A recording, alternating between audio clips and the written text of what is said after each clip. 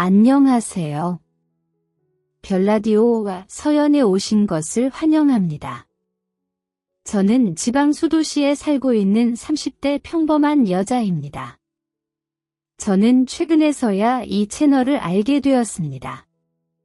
예전에는 일하고 사느라 바빠서 이런 곳이 있는 줄도 몰랐는데 너무 어이없는 일들을 겪으면서 사연이라는 것에 관심이 생기기 시작했습니다.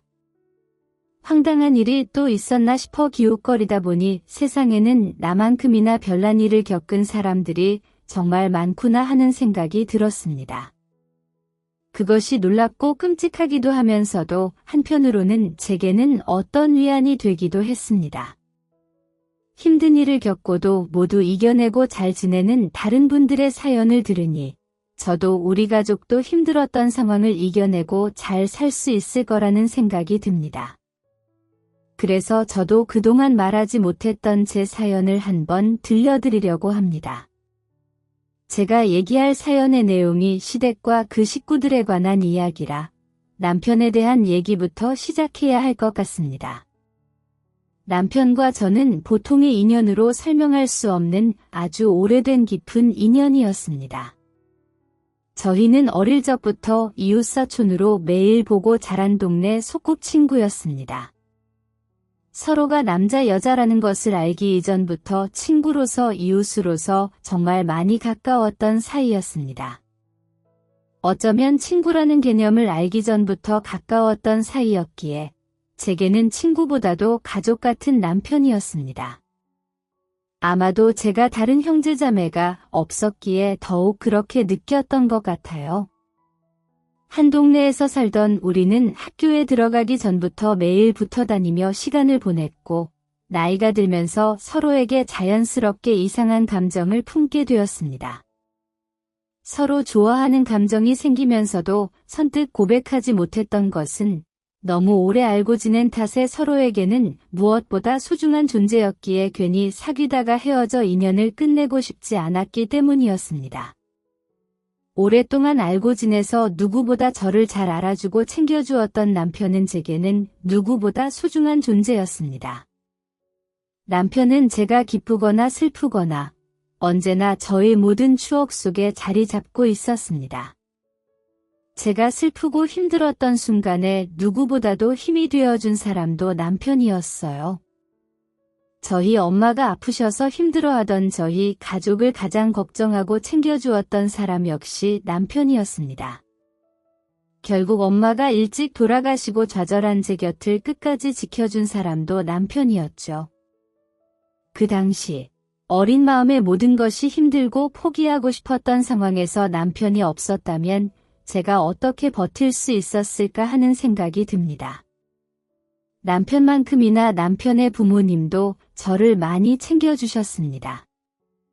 어려서부터 저를 예비 며느리처럼 귀여워해 주시던 시부모님은 엄마가 돌아가신 뒤에 아버지와 단둘이 지내게 된 저를 불쌍하게 여기시며 여러모로 신경 써주셨습니다. 혼자 사춘기 딸을 키우며 살림에 서툰 아버지를 대신해 저희 집 살림을 챙겨주시고 반찬과 음식들을 나누어 주셨습니다. 아무리 이웃사촌간이라도 그렇게까지 하기가 쉽지 않다는 건 저도 저희 아버지도 잘 알고 있었죠. 그래서 더욱 감사했고 저도 어느새 시부모님을 제 부모님처럼 생각하게 되었습니다. 특히 제게 엄마의 빈자리를 채워주신 시어머님은 저에게 정말 특별한 은인이셨어요. 미래의 시부모님이 되신 두 분과 남편까지 시댁 식구들은 참 좋은 분들이었기에 제가 결혼까지 결심할 수밖에 없었습니다. 그렇게 자라면서 결국 제 운명의 상대는 남편뿐이라는 생각에 연애를 시작했고 너무도 당연하게 결혼을 생각하게 되었습니다. 남편이 아닌 다른 사람과의 인연은 그 당시 생각조차 할 수 없었죠. 대학생 때부터 만나 직장인이 된 후에도 잘 만나왔던 우리는 오랜 연애 끝에 결국 결혼에 성공했습니다. 부모님들은 오래 알고 지낸 우리를 누구보다 축복해 주셨고 우리는 서로를 평생의 운명이라 생각하며 비로소 한 가족이 될 수 있었습니다.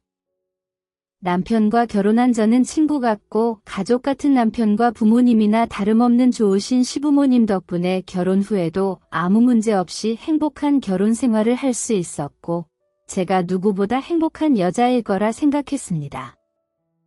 하지만 이런 좋은 시댁에서도 어느 집이나 그렇듯이 문제 하나는 있었어요. 바로 다름 아닌 남편의 3살 어린 여동생, 저의 시누이였죠. 사실 남편과는 동네 소꿉친구로 오랫동안 잘 지냈으면서도 남편의 동생과는 그리 가까운 사이가 되지 못했습니다.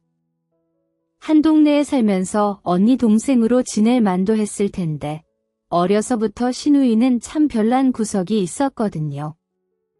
제가 남편과 놀고 있으면 오빠를 빼앗긴 것 같았는지 늘 방해를 놓고 저를 때리고 꼬집으며 괴롭혔습니다. 하지만 정작 자기 오빠와 단둘이 있거나 집에 있을 때는 오빠를 오빠 대접도 하지 않고 아는 척도 하지 않았어요. 남편이 다정하고 착한 성격이라 동생을 많이 아껴서 그런지 시누이는 어려서부터 자기 오빠를 괴롭히고 이용하며 천방지축으로 살아왔습니다.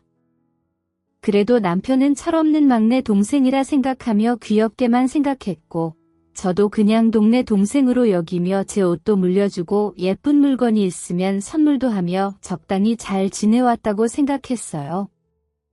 그러다가 우리가 고등학생이 되고 시누이가 중학생이 되면서부터 본격적인 문제가 시작되었던 것 같습니다. 고등학생이 된 우리는 바쁜 수험생 시절을 보내느라 중학생이 된 시누이가 어떤 학교 생활을 하고 있는지 잘 알지 못했습니다. 한 살이라도 터울이 적어서 같은 학교에 다녔다면 더 빨리 알 수 있었겠지만 우리도 시부모님도 모두 시누이의 달라진 변화를 일찍 알아채지 못했어요.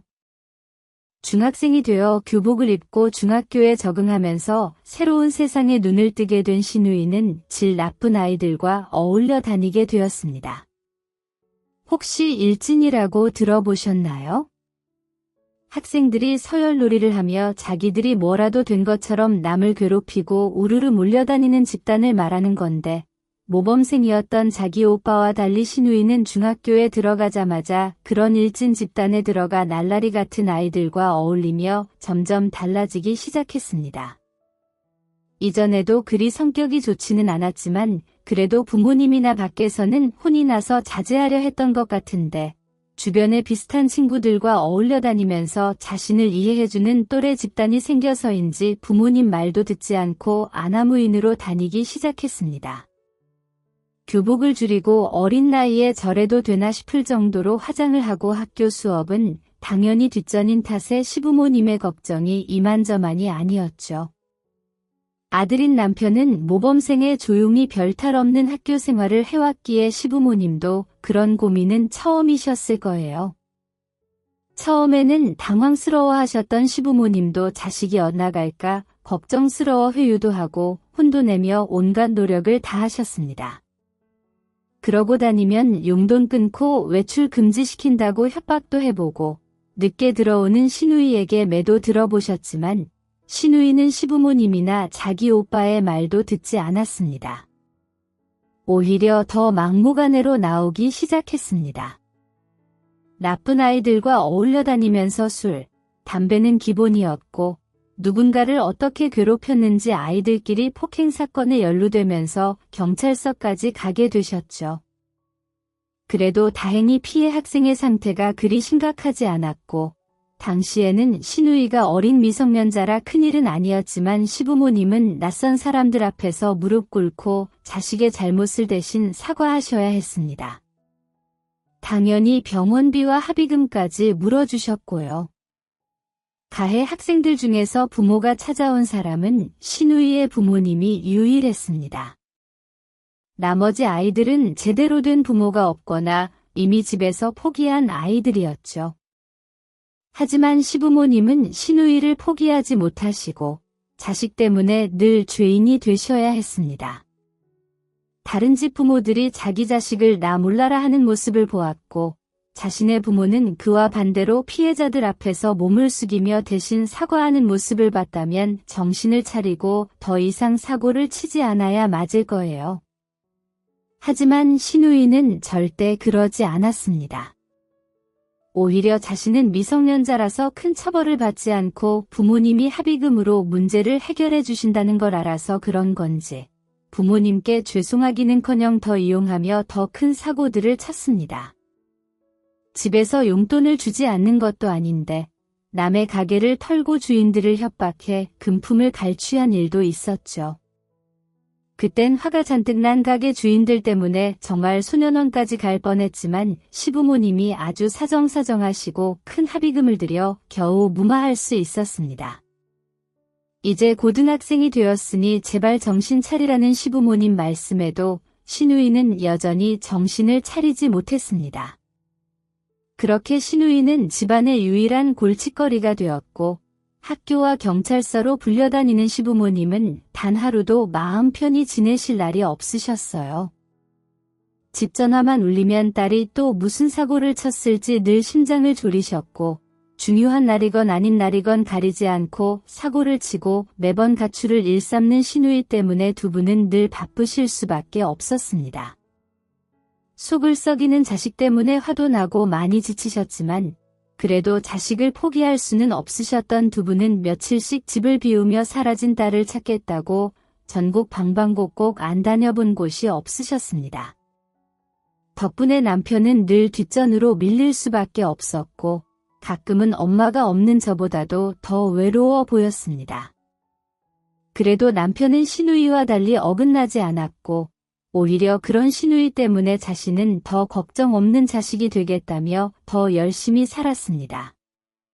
시부모님은 동생 때문에 부모님의 관심도 받지 못하고 혼자 자란 남편에게 늘 미안해하고 고마워하셨습니다. 남편도 그런 부모님 마음을 알기에 삐뚤어지지 않고 올바르게 자랄 수 있었던 것 같습니다. 남편은 혼자서도 잘 자라서 대학도 무사히 합격하고 취직도 무리 없이 해서 좋은 회사에 다니며 부모님의 기쁨이 되어드렸습니다. 하지만 성인이 된 이후에도 정신 못 차리고 살던 신우이는 여전히 시부모님의 아픈 손가락이었습니다.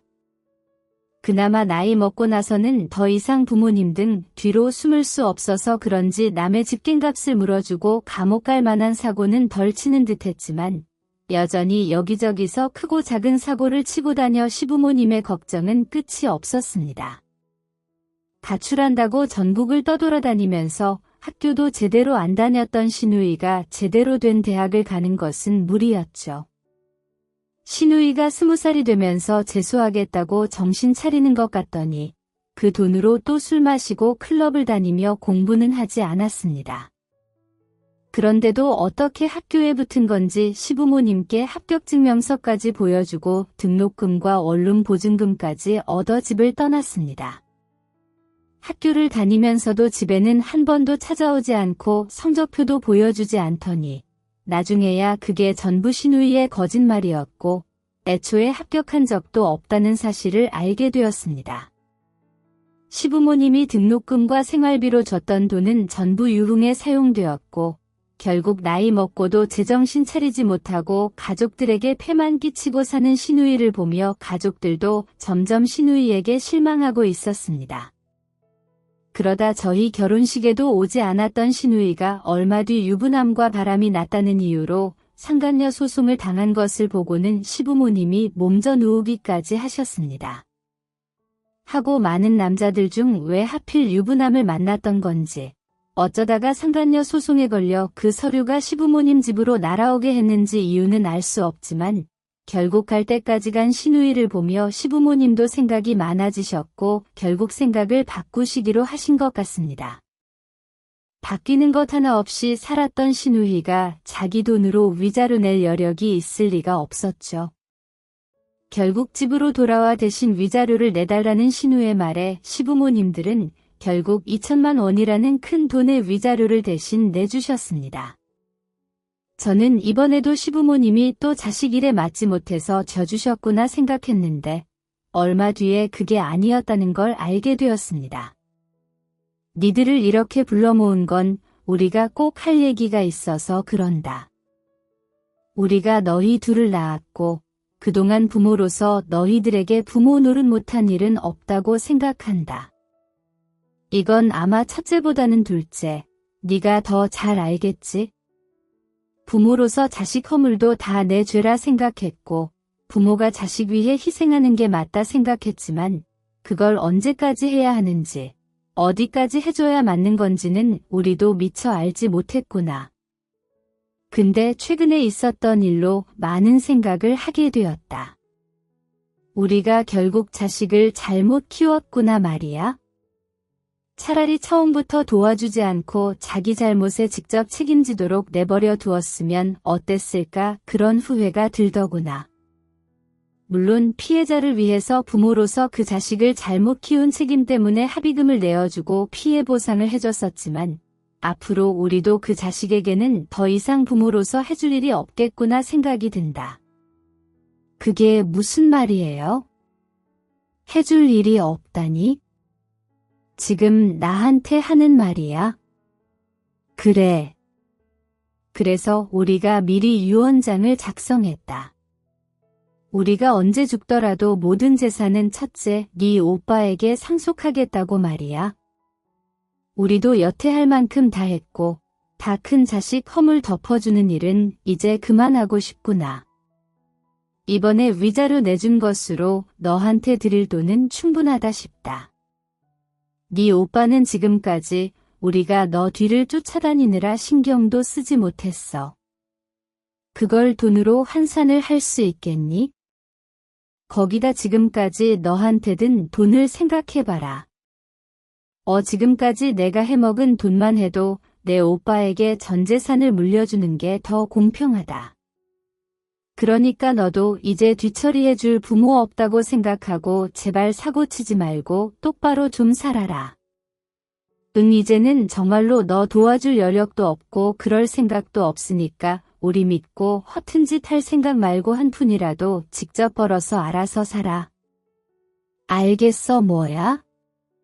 나도 똑같은 자식인데 나는 팽시키고 오빠한테 다 물려주겠다 이거야? 그게 말이 된다고 생각해. 이거 불법 아니야? 내가 내 돈 가지고 간다는데 무슨 불법이야? 너야말로 여태 자식 도리 하나 한 것 없이 부모 속만 썩여놓고 이제 와서 부모 유산이나 탐내겠다 이거냐? 네가 아무리 철이 없고 생각이 없더라도 어떻게 그렇게까지 생각이 없어. 이제 와서 자식 목 얻을 생각하지 말고 우리도 너한테 바라는 거 없으니 앞으로 네 일은 네가 알아서 해라. 그게 왜 다 오빠 거야? 말도 안 되는 말 하지 마. 내가 가만히 안 둘 거야? 내가 고소해서라도 내 목 챙겨올 거니까 다들 각오하고 있어. 시부모님은 끝내 결단을 내리셨습니다. 신우이에게 한 푼도 상속하지 않으시겠다 하는 얘기를 들은 신누이는 난리를 쳤고 결국 그 길로 집을 나가며 또다시 소식이 끊기게 되었습니다. 없어진 신우 걱정하실까 했던 제 생각과 달리 이번에는 두 분도 정말 마음이 확고하신지 신우를 찾지도 않으시고 걱정하지도 않으셨어요.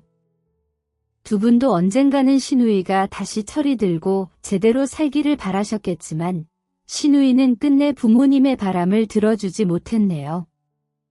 저는 신우이 때문에 힘들어하시는 시부모님이 안타까워 그런 시부모님께 더 잘하려 애를 썼었습니다. 신우이가 평생 정신 차리지 못한다 해도 저와 남편이 대신 그 빈자리를 채워드리고 싶었죠. 하지만 시부모님은 이미 신우이 때문에 상처받은 상처가 너무 깊으셨던 모양입니다. 얼마 뒤 시어머니께서 갑작스러운 병원으로 돌아가시고 말았으니까요. 멀쩡하시던 분이 갑자기 병을 얻어 돌아가신 것이 무슨 이유였었을지 저희는 짐작이 될 것 같았습니다. 술, 담배도 안 하고 운동도 열심히 하시던 분이 갑자기 병으로 돌아가실 다른 이유가 없었죠.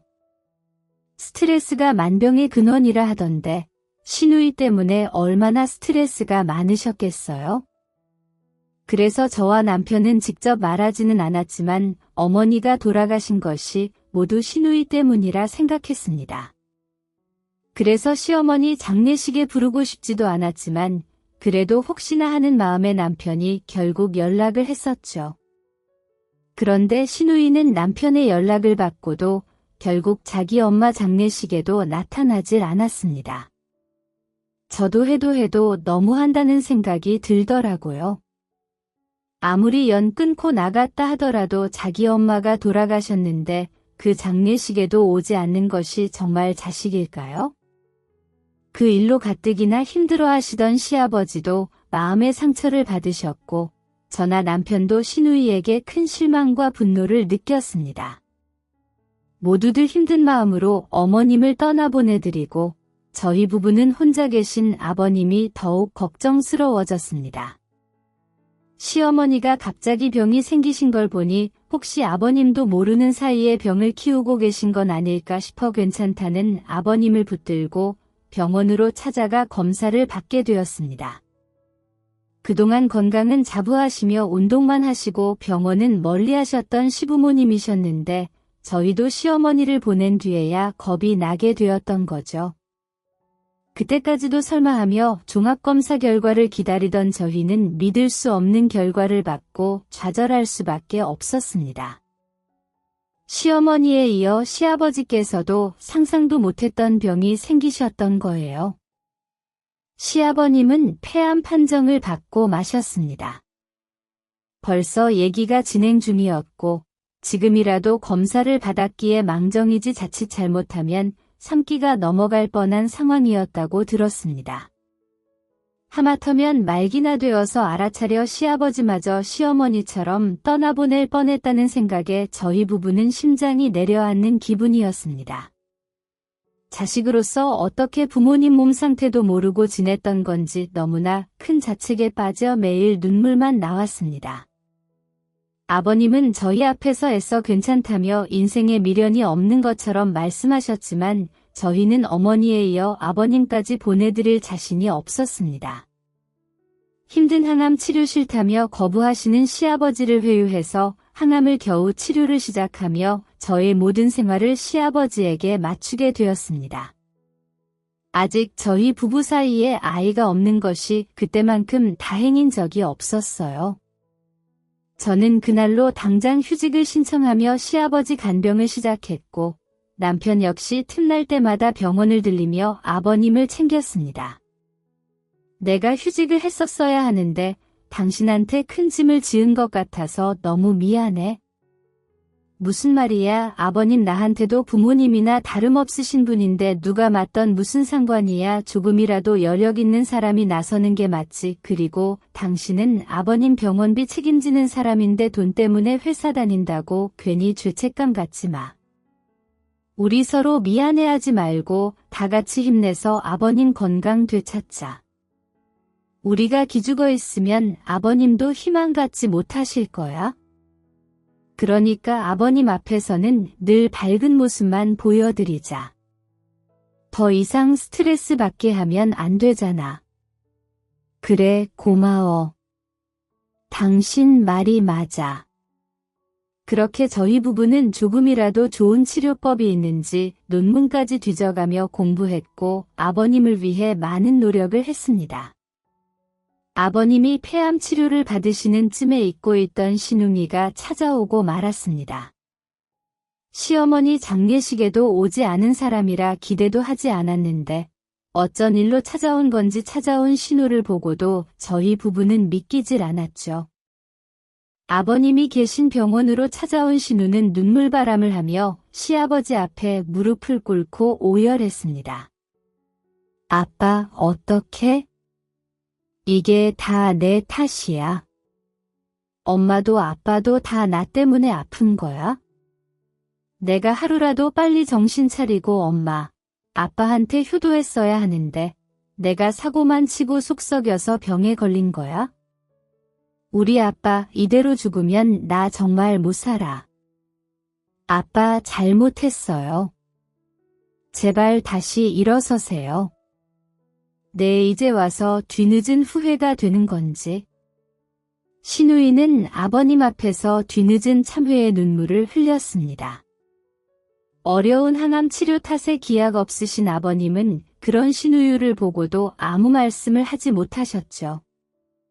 그렇게 뒤늦게 돌아온 신누이는 모든 것이 자신의 탓이라며 이제라도 식구들과 아버지에게 용서를 구하고 싶다 말했습니다. 내가 그동안 얼마나 철없이 살았는지, 아빠가 지금 누구 때문에 저렇게 된 건지 나도 다 알아. 엄마 장례식에도 정말 가고 싶었는데 그것도 다 나 때문인 것 같아서 차마 찾아갈 수가 없었어. 나야말로 누구보다 엄마가 보고 싶지 않았겠어. 근데 불륜녀인 내가 어떻게 염치 없이 엄마를 찾아가겠어. 근데 이제 아빠마저 그렇게 된다면 나 정말 더 못 살 것 같아. 아빠는 내가 어떻게든 살릴 거야. 그러니까 간병이든 뭐든 나한테 맡겨줘. 채언니, 내가 자식 노릇할 수 있게 도와줘요. 네가 이제 와서 그런다고 우리가 쉽게 믿을 수 있겠어. 그동안 내가 방황하고 우리 가족 저버린 게 벌써 10수년이야. 가장 마지막에 있었던 일도 결국 돈 때문이 아니었어.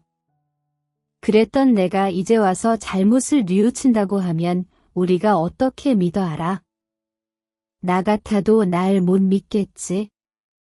내 마음 알아달라는 거 아니야. 그냥 내가 최소한의 도리라도 할 수 있게 도와달라는 거야. 나 이젠 정말 유산 같은 거 욕심 없고 돈 가지고 말 안 할 거야. 그냥 아무 조건 대가 없이 아빠 간병이라도 할 수 있게 해줘. 언니가 회사까지 관두고 혼자 아빠 돌보고 있다며 새언니가 고생하는 건 알지만 그래도 아빠한테는 자식인 내가 편하지 않겠어. 나도 도울 테니깐 그렇게 하기만 해줘. 신우이는 아무것도 바라지 않겠다며 그저 아프신 아버지의 곁을 지키겠다 말했습니다. 저희도 처음에는 아무 욕심도 없이 자식 노릇하겠다는 신우이가 의문스러웠지만 정말로 아버님 옆에서 지극정성으로 간병하는 신우를 보며 의심도 걱정도 조금씩 거두게 되었습니다. 신우이는 더 오래 간병했던 저보다도 더 열심히 아버님을 돌보면서 그동안 저 혼자 하던 고생의 짐을 나눠지어 주었습니다. 아버님도 결국 딸에 대한 애정은 남아 계셨던 건지 옆에서 열심히 하는 신우를 보며 많이 좋아해 하셨죠. 다른 무엇보다 아버님의 행복과 회복이 중요했던 저희는 결국 좋아하시는 아버님을 보며 진우를 믿어보기로 했습니다. 그렇게 신우이는 그 언제보다 가족들을 위하며 아버님을 위해 많은 것들을 했습니다. 웬일로 아버님을 그리 생각하는 건지 아버님을 위해 가족 여행까지 계획하고 있었더라고요. 나도 아빠가 병 이겨내고 오래 사셨으면 좋겠지만 사실 병이라는 게 언제 어떻게 될지 아무도 모르는 거잖아요. 나 아는 사람도 완치되었다고 마음 놓다가 몇 달 뒤에 갑자기 돌아가신 분도 계시고 아빠가 젊은 나이도 아니잖아요. 그렇다고 마지막을 생각하는 건 아니지만 조금이라도 기회 있을 때 아빠 모시고 다 같이 여행이라도 가면 어떨까 싶어요. 안 그래도 아빠가 고향 가고 싶다고 하는 거 언니 알고 있었어요. 아버님이 그러셨어요? 글쎄 제 앞에서는 그런 말씀을 안 하셔서 역시 아빠가 언니에게는 부담 주기 싫었나 보다.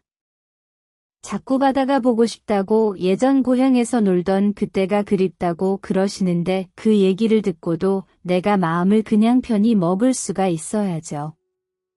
그러니깐 우리 아빠 모시고 여행 한번 가요? 글쎄요.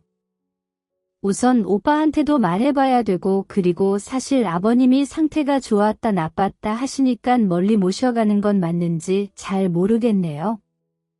운전이야 우리가 하는 거고 아빠는 차만 타고 다녀오시면 되는 건데 뭐 어때요?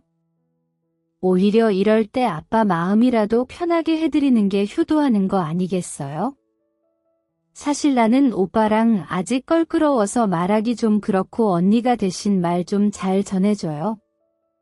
알았죠? 아, 네, 아버님 위하는 일이니까 뭐 저도 생각해 볼게요. 저와 남편이 신경 쓰지 못하는 부분까지 세심하게 신경 쓰는 신우를 보고 많이 변했구나 싶었습니다. 그런 신우이의 등장으로 아버님 투병 생활을 간병하는 데 있어 큰 도움이 되었습니다. 물론 아버님께서 삼사기암 한우분들처럼 거동이 불편하시거나 생활 하나하나를 보살펴야 할 만큼의 간병을 해야 하는 것은 아니었지만 항암 치료를 받으시며 그 고통을 홀로 참고 견뎌내시는 모습을 보고 있는 것이 심적으로 많이 힘들었습니다. 만약 육체적으로만 힘들다면 잠을 자는 시간이나 잠깐의 휴식 시간만으로도 회복을 할 텐데 정신적으로 힘들다 보니 그 피로감이 계속 쌓여 누적되어 갔습니다. 잠시 휴식을 취할 때도 머릿속으로는 아버님 병한 생각으로 가득 찼고 잠이라도 들면 악몽을 꾸는 경우도 여러 번이었습니다. 그런 순간에 신우가 정신을 차리고 돌아와 같이 힘든 시간을 나눠 감당해 준다는 것이 엄청난 도움이 되었습니다. 그렇게 저와 신우 뜻대로 간병인을 쓰며 아버님의 투병 생활을 열심히 돕고 있었죠. 이전에는 안 그래도 신우라는 관계와 시댁 가족들 중 골칫거리라는 이유로 신우와는 왠지 모를 거리감이 느껴졌는데 같이 간병을 하다 보니 한 가족이라는 생각은 물론이고 전후에도 느끼게 되었습니다. 비록 아버님은 아직 투병 생활 중이셨지만 이렇게 가족 모두가 한마음으로 똘똘 뭉쳐 생활한다면 이번 위기도 분명히 넘길 수 있을 거라 생각했습니다. 그러나 희망찬 마음을 가지고 아버님을 위해 생활을 하던 도중 신우의 본심을 알 수 있는 상황을 제가 포착하고 말았죠. 그날은 아버님께서 항암 치료로 인해서 병원에 입원을 하고 계시던 때였습니다. 매번 저를 배려해준다는 이유로 약속한 교대 시간보다 더 일찍 신우이가 와주었죠. 아유 아가씨가 또 이렇게 일찍 왔어요. 저번에도 내가 이러지 않아도 된다니깐 언니는 퇴근하고 또 오빠도 챙겨줘야 하잖아요. 그리고 저도 아빠랑 시간을 더 많이 보낼 수 있어서 좋은데요. 아시잖아요. 학교 다닐 때부터 사고치고 성인 되어서 말도 없이 사라지고 제가 잘못 살고 있을 때 부모님과 쌓은 추억이 없어서 얼마나 후회되는지 몰라요. 물론 아빠가 암을 낳을 거라 확신하지만 그래도 같이 조금 더 많은 시간을 가지고 싶어요. 그러니까 너무 걱정하지 마시고 언니도 집에 얼른 들어가서 좀 쉬세요. 그 이야기를 들으니 신우이의 마음이 이해가 되었습니다. 며느리인 저도 어머님께서 돌아가시고 더 많은 시간을 보지 못한 것에 대해 후회를 하고 있었는데 자식인 신우이는 부모님에게 했던 잘못들과 같이 있지 않았던 시간이 얼마나 후회되었을지 충분히 이해가 되었죠. 그 마음을 생각하니 신우이가 더 안쓰러웠습니다. 그러다 보니 중간중간 신우이가 가족여행을 가자고 했던 말들도 다시 생각하게 되었습니다. 처음에는 아버님의 건강 상태로 상황이 더 악화되지 않을까 싶었는데 딸의 달라진 모습과 가족 전체가 하나 된 모습을 보시면 항암 생활에 더 큰 도움이 될 거라고 말이죠. 집으로 가서 퇴근한 남편과 달라진 신우이와 가족 여행에 대해서 더 많은 이야기를 나눠봐야겠다 생각하고 병원을 나서고 있었습니다. 한참을 걸어가 버스 정류장에 도착한 저는 그제서야 제가 지갑을 병실에 놓고 왔다는 것을 알아차렸습니다. 그리곤 다시 병원으로 돌아가게 되었죠. 병실에 도착해서 보니 고된 항암 치료로 인해 피곤하신지 아버님께서는 일찍이 잠이 드셨습니다. 그리고 신우는 잠시 화장실이라도 갔는지 자리에 없었죠. 서랍에 둔 지갑을 가져가려는 순간 신우이의 휴대폰 속 액정에 눈이 갈 수밖에 없었습니다. 얼핏 보 휴대폰에는 수상한 대화 내용들이 있었거든요. 그 대화를 자세히 본 순간 전 경악할 수밖에 없었습니다. 지금 상황은 어때? 가족들이 연이 너를 신뢰할 수 있게 만들어야 돼. 우선은 당장 힘들더라도 몸으로 때울 수 있는 건 다 때워. 그래야 연이 너에 대한 경계심을 누그러뜨리지. 아, 나도 알아. 근데 자기야, 정말 확실히 돈을 받을 수 있는 거 맞지? 괜히 사건만 일으키고 돈도 허공에 날리고 뭐 그러지는 않는 거지? 요이요, 오빠 못 믿어. 내가 보험 설계사고 혹시나 해서 알아볼 거 다 알아보고 이번 일 진행하는 건데 설마 내가 틀릴까? 너만 잘하면 돼. 너는 딱 가족들 여행까지 너네 오빠는 가족들한테 약까지만 먹이면 되는 거야? 그 뒤에는 내가 알아서 할게. 그래도 나 너무 떨리는데 그냥 지금이라도 아빠한테 돈 좀 달라고 하면 되지 않을까? 내가 변한 모습도 봤고 아프셔서 마음도 약해졌을 텐데. 그래서 만약에 거절당하면 그땐 어떡하려고. 그때는 지금보다 몇 배로 더 열심히 노력해봤자 연희 너한테 경계심을 풀지 않을걸. 그럼 너랑 나 힘들게 살아야 하는 거야? 연희야, 오빠 너만 바라보고 그 사람이랑 이혼까지 한 사람이야. 내가 가지고 있던 모든 거 다 포기하고 너 하나 선택한 거라고. 그렇지만 가족이고 오빠인데 가족한테 범죄를 저지른다는 게 이제 와서 왜 딴소리야? 거기다 너도 몇 년간에 내 가족들한테 버림받은 건 기억이 안 나 지금이야?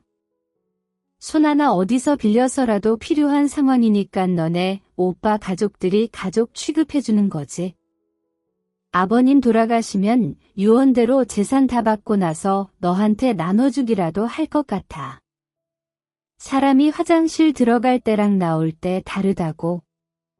설령 약속을 해도 눈앞에 돈이 생기면 전혀 달라. 너는 이용만 당하고 버림받는다니까. 우리 그 돈으로 해외 나가서 뭐라도 하면 새 출발할 수 있어. 그리고 사고사야 우리 손에는 피 한 방울 묻히는 게 아니라고. 저는 그 대화 내용을 확인하고 혹시 신우이가 병실로 돌아올까 싶어 휴대폰을 들고 병원에서 죽기 살기로 도망쳤습니다. 병원 앞에 있는 택시를 올라타고 병원이 한참은 멀어졌는데도 좀처럼 제 가슴엔 진정이 되지 않았습니다. 어떻게 가족을 한 가족을 범죄의 대상으로 삼을 수 있는지 대화 내용을 확인하고도 도저히 믿을 수가 없었죠. 그런데 놀란 마음을 진정시킬 사이도 없이 아버님 병원 층 데스크 전화번호로 전화가 오고 있었습니다. 언니 혹시 아빠 병소리 다시 들렸어요? 네, 아니요. 지금 다른 약속이 생겨서 집에 가다 방향을 틀어서 가고 있는데 아버님께 무슨 일이라도 있어요? 그건 아닌데 제 휴대폰이 없어졌어요. 병실에 있는 사람들도 다들 자거나 자리에 없어서 못 봤다고 하고 근데 간호사분께서 언니를 본 것 같다고 해서요. 저 아닐 거예요. 아까 병원 나서고 계속 바뀐대요. 어서 화장실이나 다른 곳도 한번 둘러봐요. 아가씨 휴대폰은 최신 기종이라 누가 들고 가버리면 어떡해요. 저를 의심하는 신우이에게 시치미를 떼게 되었죠. 택시를 타고 오면서도 심장이 떨려 도저히 휴대폰 속 내용을 더는 볼 수 없던 저는 집에 도착하자마자 남편에게 휴대폰 속 내용을 보여줬습니다. 당신 무슨 일 있어? 왜 그렇게 헐레벌떡 집으로 뛰어와? 여보 이것 좀 봐요. 여기 아가씨 아니 당신 여동생이 우리를 죽이려고 한다고. 남편은 신우의 휴대폰 모든 내용을 보게 되었고 끔찍스러운 내용에 차마 끝까지 볼 수 없었던 탓에 남편이 두 사람의 범죄 계획을 이야기 들려주었습니다. 지금 신우와 범죄를 계획하고 있는 사람은 이전 신우가 상권녀 소송을 당하게 된 원인이 된 남자였습니다. 이혼을 당한 남자는 재산 대부분을 전 부인에게 위자료로 주어야 했죠. 둘 다 해픈 씀씀이에 그나마 가지고 있던 돈마저 다 떨어져가니 난감한 상황이었는데 그때 아버님이 아프다는 소식을 듣고는 우리 가족에게 접근을 한 거죠. 어쩐지 아버님이 아프신 뒤로 우리 주변을 돌며 보험 이야기를 하는 신우였습니다. 저 언니 혹시 보험 잘 아세요? 저도 보험은 잘 모르죠. 회사에서 들어준 거 빼고는 없어요. 왜요? 아니 부모님 두 분 다 병을 얻으시니깐 저도 걱정이 되어서요. 아는 사람한테 보험을 들려고 하는데 제가 잘 몰라서 조언 들을 수 있나 했죠. 언니 우리 가족 다 같이 들지 않을래요? 아니, 다름이 아니라 부모님 병력이면 보험 보장되는 게 별로 없잖아요. 근데 제가 아는 분이 다른 보험 몇 개만 더 들어주면 보장해준다고 해서요. 어때요? 좋은 기회 같은데. 그런데 그때 보험 설계사라고 온 사람이 신우의 남자였습니다. 거기다 사망시 보험금 수령인을 신우이의 이름으로 바꾸기까지 한 거죠. 그리고 가족 여행을 빌미로 우리 부부에게 약을 먹여 사고사로 위장하려고 했나 봅니다. 남편과 저는 이 모든 사실을 알고도 믿기지가 않았습니다. 어디 방송에나 나올 만한 범죄 사건에 휘말려든 것 같았죠. 그리곤 저희 걱정보다 아버님이 가장 먼저 걱정이 되었습니다. 힘들게 투병 생활을 하고 계신 중에 딸의 범죄 계획을 날릴 수도 없을 뿐더러 돈이라면 무슨 짓이라도 할 것 같은 신우와 그 남자로 인해 아버님께 어떤 위험한 상황이 발생할지 몰랐으니 말이죠. 우선은 아버님이 치료를 이어가면서 신우와 그 남자의 눈을 피하기로 했습니다. 아버님 치료를 맡으신 담당 교수님을 만나 저의 사정을 이야기하고 퇴원을 한 후 다른 병원으로 옮기게 되었습니다. 중환자인 아버님을 다른 병원에 신우 모르게 입원을 시키는 게 쉬운 일은 아니었습니다. 진우의 눈을 피해 아무것도 모르는 아버님을 다른 병원에 모시고 가서 진료를 받은 후 입원 소속을 받는 것까지도 며칠이나 걸렸죠. 그때마다 신우를 안심시키고 발을 잡아놓기 위해서 가족여행 계획을 같이 하곤 했죠. 그때마다 얼마나 섬뜩했는지 몰라요. 언니, 이것 좀 오빠랑 같이 드세요. 요즘 아빠 일로 많이 피곤할 텐데 영양제 좀 준비해봤어요. 제거 사면서 같이 산 거니깐 너무 부담 갖지 마시고요. 그 영양제가 추후에 어떻게 쓰일 줄 알고 있었습니다. 두 사람의 계획이 바뀌지 않았다면 여행을 가고 수면제 또는 환각제와 바꿔줄 영양제였으니 말이죠. 신우가 눈치채지 못하게 웃으며 넘기고 있었지만 같이 있는 시간 내내 불안하기만 했습니다. 언제 어떤 행동으로 나와 남편을 해야 할지 몰랐으니 말이죠. 그렇게 매일같이 불안에 떨며 생활하던 우리는 아버님 병원까지 옮기게 된 그날 경찰에 신고를 하게 되었습니다. 명백한 계획 범죄의 증거에도 계획을 주도한 남자와 다르게 친족이라는 이유와 범죄가 계획만 되었을 뿐 실행되지 않았다는 이유만으로 신우는 큰 처벌 없이 풀려나게 되었습니다. 남편과 저는 혹시 모를 신우와 남자의 보복이 무서워 이사를 가게 되었습니다. 그러는 동안 힘든 항암을 다 마치신 아버님께서는 구역절제 수술을 받게 되셨고 수술 후에도 여러 차례 항암 치료를 마치신 후 암완치 판정을 받게 되셨습니다. 하지만 폐암이라는 게 재발의 가능성도 많아 저와 남편이 아버님을 모시고 매번 병원에 가서 건강을 확인하고 있었습니다. 다행히 아직까지는 건강에 이상이 없으신 아버님을 모시고 살고 있습니다. 그리고 신우일에 대해 아무것도 모르시는 아버님에게는 차마 그 사실을 알릴 수가 없어 철없는 신우가 부자인 남자를 만나 외국으로 이민을 갔다고 말을 할 수밖에 없었습니다. 아버님께는 끝까지 철이 없는 신우로 남는 것이 나을 것 같다는 저의 판단이었습니다. 하지만 현재 신우는 감옥에 가 있는 걸로 알고 있습니다.